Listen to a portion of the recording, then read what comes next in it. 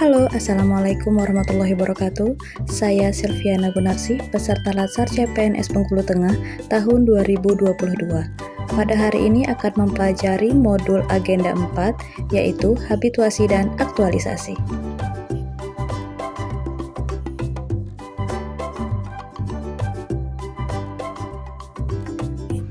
Habituasi sendiri diartikan sebagai pembiasaan dan bersifat intrinsik, atau bisa juga diartikan membiasakan diri untuk berperilaku sesuai nilai, sehingga terbentuk karakter diri yang ideal melalui proses internalisasi dan dipersonifikasi, melalui intervensi tertentu di tempat kerja.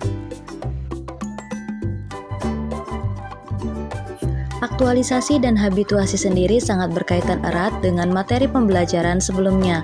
Di agenda 1 ada sikap dan perilaku bela negara, di agenda 2 ada nilai-nilai dasar PNS, di agenda 3 ada kedudukan dan peran PNS dalam NKRI. Nah, semuanya berkaitan erat sehingga akan membentuk PNS profesional yang berkarakter sebagai pelayan masyarakat.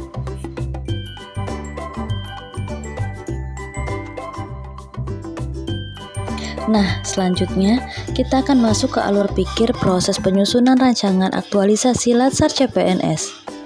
Hal pertama yang harus kita lakukan adalah kita melihat lingkungan sekitar, kemudian menemukan isu-isu yang sedang hangat dibicarakan, di mana ada masalah atau kesenjangan di instansi atau lingkungan kita. Nah, isu tersebut kita identifikasi dengan sikap peduli dan kritis, yang kemudian direfleksikan dengan kondisi instansi yang berkaitan dengan agenda ketiga.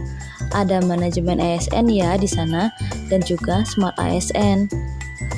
Kemudian, sumber isunya itu bisa berupa dari individu atau dari unit kerja ataupun organisasi.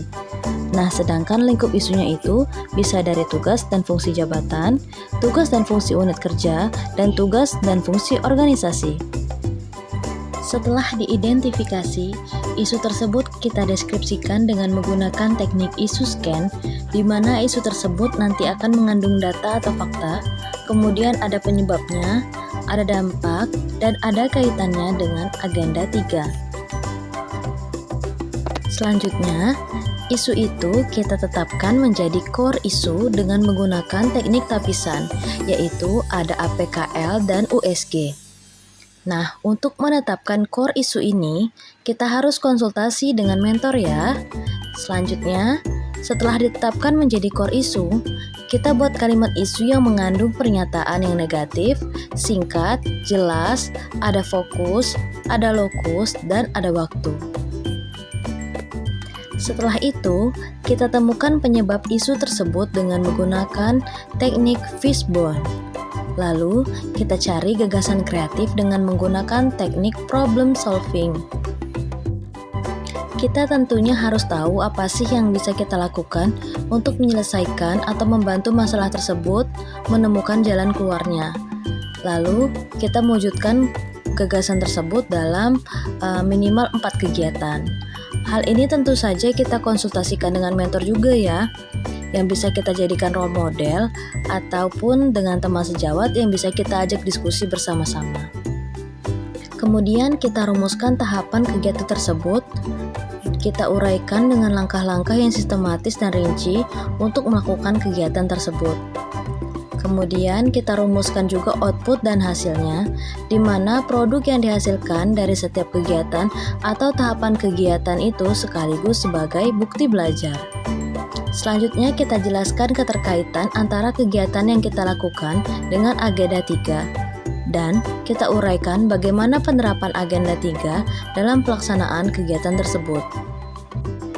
Nah, selanjutnya kita uraikan kontribusi dari hasil kegiatan tersebut terhadap pencapaian visi, misi, tugas, fungsi, dan tujuan organisasi instansi kita. Lalu yang terakhir, kita uraikan kontribusi dari hasil kegiatan tersebut terhadap penguatan nilai-nilai organisasi tempat kita bekerja.